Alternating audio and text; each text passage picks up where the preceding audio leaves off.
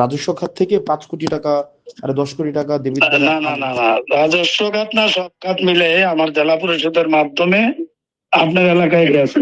আমি যেটা বলতে চাইছি যে আপনারা বৈষম্য বিরোধী আন্দোলন করছেন, হ্যাঁ এখন আপনার উপজেলায় গেছে 10 কোটি, হ্যাঁ প্রায় 10 কোটির কাছাকাছি, আর ওইখানে গেছে 15 কোটি। তা আপনি টাকা খাইছেন সেটা তো আমি বলি নাই। আপনি কি আমি বলছি যে ডেভেলপমেন্ট ওয়ার্কেই আপনারা 2 উপজেলায় নিয়ে গেছেন 25 কোটি, তো বৈষম্য বিরোধী আপনি এটা না বলেন না ওইটাই বলছি। এটা হয়তো না, মিডিয়াতে পুরোটা হয়তো আসে নাই আর কি, সেটা হইতে পারে। আপনার বাট বক্তব্য আমি আপনার বক্তব্য না না কতবার শুনি।